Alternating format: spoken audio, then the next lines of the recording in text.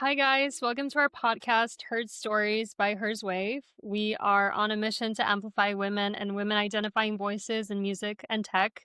And today I'm super excited to be joined by Hannah Jocelyn. She wears a lot of hats: writer, audio engineer, and musician. You might have read some of her work in places like Pitchfork, Billboard, or Grammy.com, where she brings thoughtful perspectives to music and culture.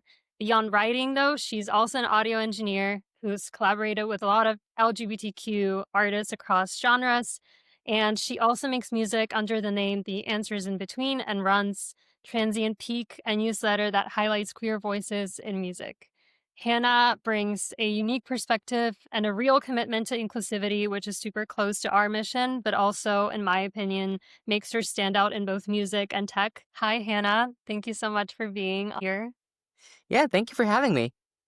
So I'm just going to kickstart this conversation with my first question, which is who and what inspires your work, both in music and writing and anything really? Also, how do you stay creatively motivated while juggling technical and storytelling demands? But you can start with who inspires you. There's a lot of people. I'm fortunate that there's a lot of people I look up to.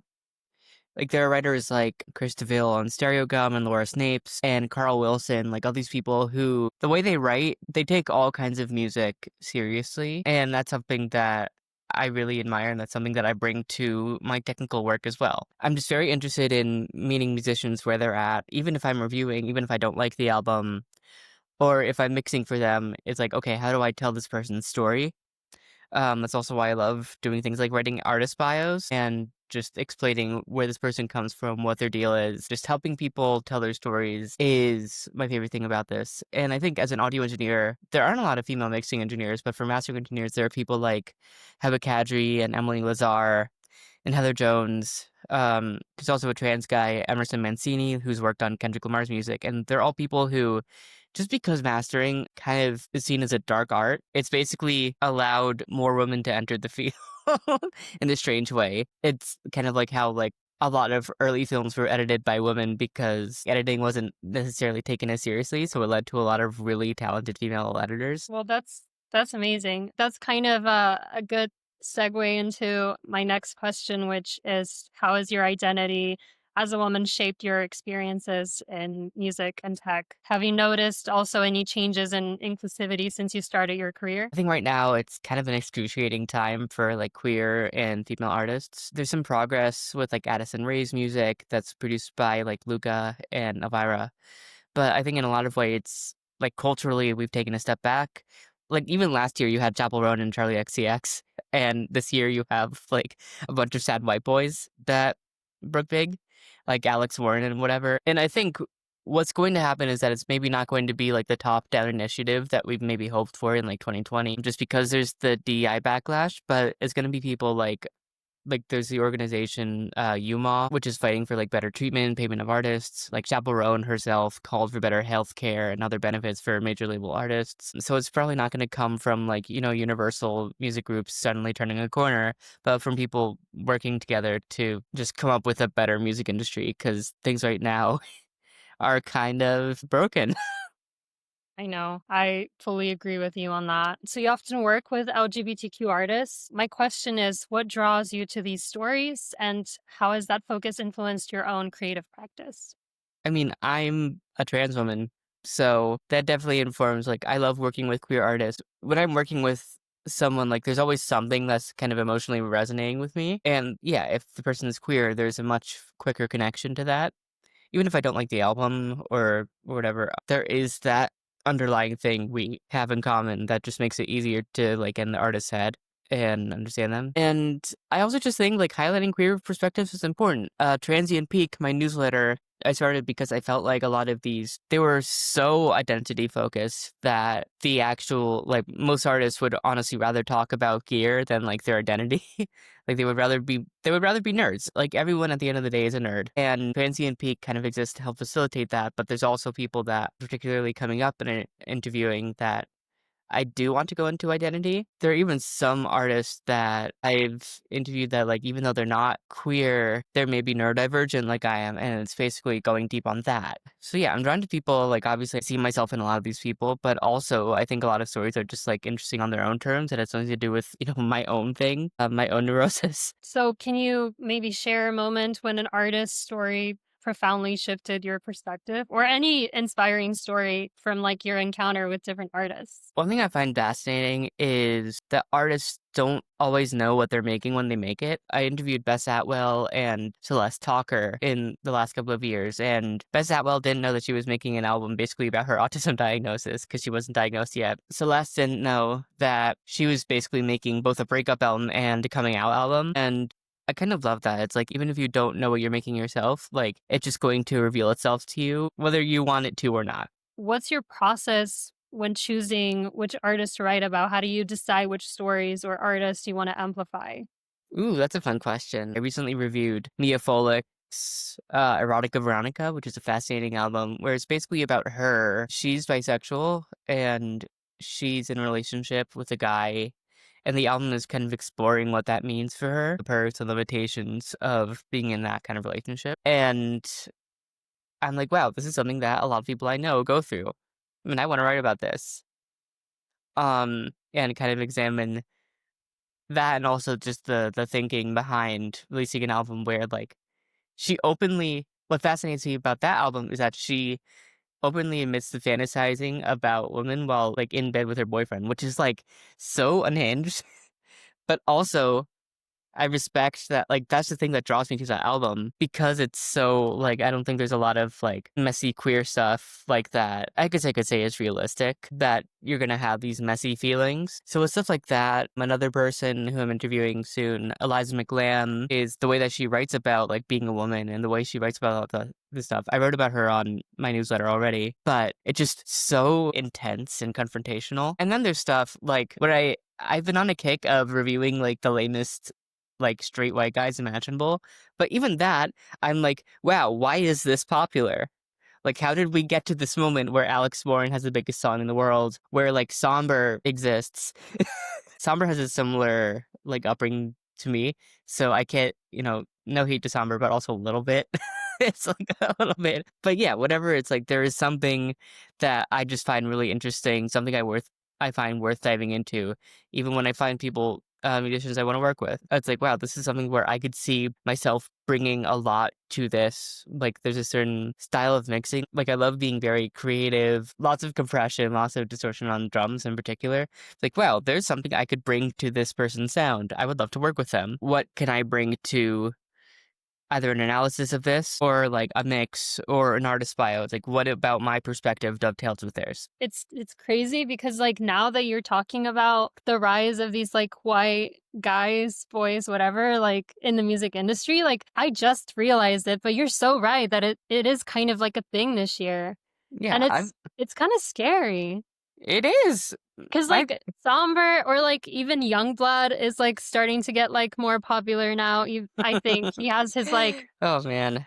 Yeah. and we're all, like I mean, I like Youngblood, actually, personally, but, like, it's kind of, like yeah, like, this year has been really big for, like, new male Yeah. artists. I know that referencing the Barbie movie is not cool, but also I just keep thinking of the Mojo Dojo Casa House. Like, when Ken turns Barbie Land into patriarchy, and that is literally the difference between last year and this year. I'm going to probably lose some credibility for even referencing the Barbie movie, but I could go on another tangent about that movie. But that's exactly what it is, where I think it's also, like, radio programmers who are, like, afraid of triggering conservatives that are just, like, dropping Chaperone for some reason. Also because Chaperone is just very vocal about a variety of issues. And I think people are, like, scared of that too. It's kind of like the Fiona Apple thing too, or like Sinead O'Connor, like all these people who had a similar thing where they found success and then they were outspoken, or like in the 2000s, the Chicks. And I think just because we're in kind of this artificial backlash, that's left kind of Christian adjacent people like Alex Warren to come in, or like Somber, who has that line that's like, I don't want, basically, like, I don't want you to have a kid with another guy. Like, what is wrong with you, Somber? Like, why would you? But I also know that that's part of the messiness that I think people are drawn to. Mm. Sorry, that was a huge tangent. No, it's great. I love that. So my next question is actually related to the male-dominated space. I was going to ask you about audio engineering and music journalism being pretty male-dominated. So, and you might have sort of already touched on this, but what challenges have you faced? How have you dealt with them? And also, like, are there any misconceptions about women or LGBTQ community? Very excited to answer this one because there is no biological advantage in audio engineering or disadvantage. Like people talk about like transports or like people ban trans people from playing chess or whatever. There's ultimately no difference in audio engineering. Like women and men don't. There used to be like some theories that women and men heard things differently, but no, not any more than any individual person hears things differently. And as for male-dominated fields, I think just because I was perceived as a guy until I was like 22 or so, there's some stuff specifically growing up that I didn't face. But at the same time, I was in jazz band in high school, and I was kind of the sensitive, awkward kid. I was kind of treated the same way that like the girls in that band were treated. Not really taken seriously, drowned out by the boys who were basically doing pissing contests. And it's like basically imagine a bunch of white boys trying to be Thundercat, and you kind of get the idea. And it's ultimately the same thing. Like they look for a vulnerability that they can exploit to assert their dominance. Like it's the same thinking that kind of alienated me that maybe alienated the woman. It's not like they somehow knew before I did. I think one of the ways out is that I found like female engineers and I found trans women that were also audio engineers, and that made me more comfortable and like, hey, I could do this and also be myself. Yeah, that's awesome. That's inspiring. Thank you. So, looking ahead, are there any particular projects or stories, interviews, themes you're excited to explore? And how do you see the music industry evolving to better support queer and female artists? I mean, for my own music, I have a song coming out October 10th called Realign. A friend teased me when I left a relationship. She said, like, oh, I can't wait for your breakup album. And then I was like, I will only write 2 songs. I wrote 4. And that EP is probably going to come out before the end of the year, hopefully. Oh, that's awesome. I'm excited to listen to it. And it's very like Dry Chicken, the song I put out in April, was like just kind of this very big, like that kind of indie rock, or like Death Cab is another comparison I got. I wanted to just like strip things back a bit. I mean, this one is actually very inspired by it. Realign is very inspired by like Addison Rae, and then I went back to the stuff that influenced her, like Janet Jackson and whatnot. There's another song after that called Collateral, which is kind of about the relationship. You leave a relationship, and then there are like friendships that you kind of lose in that fallout too. And it's about one particular friendship that I grew to miss, where it's like I did the right thing by leaving and ending the relationship because I wasn't in love. But there are still things you miss and like people you miss. And that's what that song's about. There's also, I'm mastering an album for Here For You, which is Jordan Weinstock's band. Jordan Weinstock is kind of like a legend in like New York DIY stuff. They had a band called American Poetry Club for a while. Their new stuff is very like broken social scene inspired, and it's really fun to work on. There's more stuff coming on Transient Peak. There's a couple of really big interviews I've been trying to get all year, but I don't know if they could happen. But I also just interviewed Party Girl. They're like an incredible, like very maximalist band that's kind of like Black Country New Road and like Black Midi and like those kinds of bands. I mean, Black Midi's broken up, but I guess that's what Party Girl's for. It's taking their place. What advice would you give to young women, non-binary people pursuing careers in music, audio engineering, or music journalism? The path I took to becoming a music journalist, it's basically gone now. A lot of those opportunities that I got don't exist anymore. But I think what's important for any industry, especially like music related stuff, is that you have to find your people. If you find your people like personally and professionally, that will get you where you need to go and help you through whatever like setbacks that you might face, especially as like a queer person or a woman. Who is a woman in music or tech who has inspired you the most? All the mastering engineers I've worked with that are like women or non-binary or just like non-cis men are just people I really look up to. So that's people like Heather Jones, Gabby Grella. Oh, I know Gabby Grella. Yeah, no, she is mastered for basically everybody in New York at this point.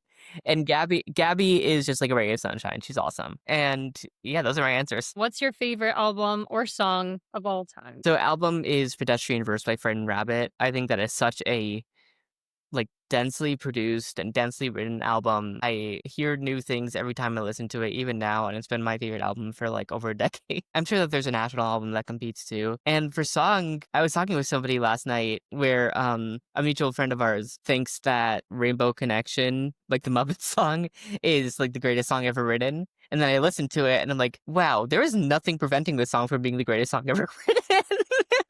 So, you know, I kind of have to pick that, and it cracks me up because it's like a Muppet song, and then you actually look at the lyrics, and it's like basically about like trying to find hope in uncertainty, and it's like this is just a frog singing in a swamp. Why are you going so hard, Paul Williams? Is there a song or artist that you've been obsessively listening to lately? Someone I've been really impressed with is Paris Paloma, where I gave her a record, I think like a 6.8 on Pitchfork, and I just like hoped that they would come out with a new song that would like blow me away, and then that's what Good Boy did. It's basically this very subversive commentary about the way that, one, men expecting women to be submissive, and two, men themselves being submissive to like the Andrew Tates of the world. There's also Pool Kids, there's also No-So, who I wrote the album bio for. Like there's always a lot of people. Paris Paloma is queer, but it's like it's often there's always some queer artists that I'm listening to, and sometimes they're not, and sometimes it is one of the straight white guys. Like, but I try to prioritize queerness in like every aspect of my life. I love that. What's a piece of advice or quote that has stuck with you throughout your career? It's something that a family friend's dad said that was like, find something you like about every person.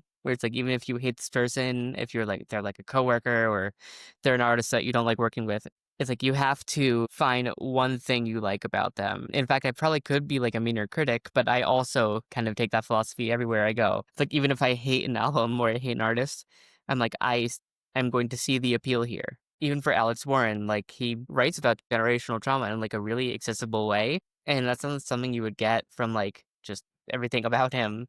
But I'm like, he's popular for a reason. People think he's super profound for a reason. And what is that reason? And it's just trying to put myself in the shoes of an artist's fan base and trying to understand something that some connection I could have with the person, which is something that I also obviously have to do as a trans person. You might not even see me as a woman, but like I'm going to make sure that we can find a way to see eye to eye on something. So like you could see me as a person and from there kind of start to understand me as like a woman and not just like a weird trans person. Yeah. Okay. Thank you. I have two more questions.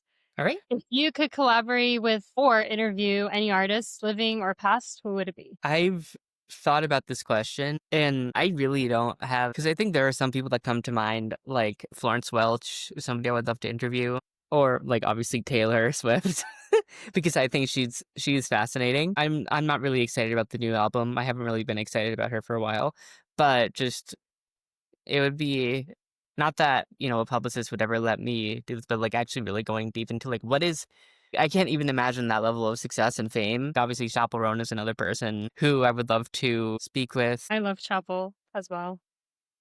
My I'd heart. be I'd be so curious to like hear more about like your opinion of Taylor Swift and like um All right, yeah. let's If you go. want to say So, anything. so I mean, So I wrote an essay about just the whole thing about like people thinking that Taylor Swift is gay, the gaylers, quote unquote. It was fascinating seeing like all that, especially right now as she's kind of pivoted to being full like in love with Travis Kelce. Through that, I talk about like my opinion on the re-records, which I think now that she has her masters back, I can say that they kind of felt like cheap karaoke recreations of the original songs. And I love folklore. I love Evermore. Like, I mean, The National is my favorite band. And I actually will defend Tortured Poets Department as well, because that album is kind of insufferable, but that's what's like, I'm just fascinated by the factors that lead somebody to make an album like that, for better or worse. And then Life of a Showgirl, I'm just not excited about it at all. I just like need a break from her. I do respect Taylor a lot. I just am sick of her at this point. And it makes me sad because like, Gaylor jokes are like how I bonded with people. Yeah. No, I feel you on that. I also think that I mean, I've never been a Taylor Swift fan, to be honest. Like I've never actually listened to Yeah. her too much, but I totally agree. I'm not excited about this album, and I feel like there's like too much of like her music out there. Like it just feels like she's just putting it out to just like She doesn't need to do this anymore. yeah. I have two quick questions. So What's one book, podcast, or article that recently inspired your thinking or creativity? So I've been reading Mood Music, Liz Pelly's book. Liz Pelly is a great journalist, and her book is just about how Spotify basically took over everything and how like passive music consumption becomes so widespread, where like people will just listen to a bunch of music and not really even know the artist or have any investment. It's just something to listen to while they're like working or, staring out the window like a main character or like any of these things. It's like ambient lifestyle music. And I think like Somber kind of fits into that. So it's actually been really helpful while reviewing him. My last question is, outside of music or writing, what's something that brings you joy? I've been when I saw Steven Spielberg's autobiographical The Fablemans in late 2022, it like completely rearranged my brain basically. Because movies are my first love before I really got into music. I've just been like seeing some classic movies lately, like some Billy Wilder stuff, like The Apartment, some Robert Altman stuff, like Nashville, and it's been really helpful. One of the things I've been doing, just like a passion project, is writing a movie script. That the shortest way to describe it is like it is about the music industry. It is Star is Born adjacent, but it is gay, and that's all I'm going to say about that. I love that. Yeah, I don't think it's gonna go anywhere, but it's nice to have something that just because everything I've done, every passion I have is very like monetized. It's like I have to get this gig, I have to do this. It's nice to have something that just for me that probably will never get made because it's very weird. But that's been something that's bringing me a lot of joy is working on that. Thank you so much for this interview. It was very interesting and inspiring.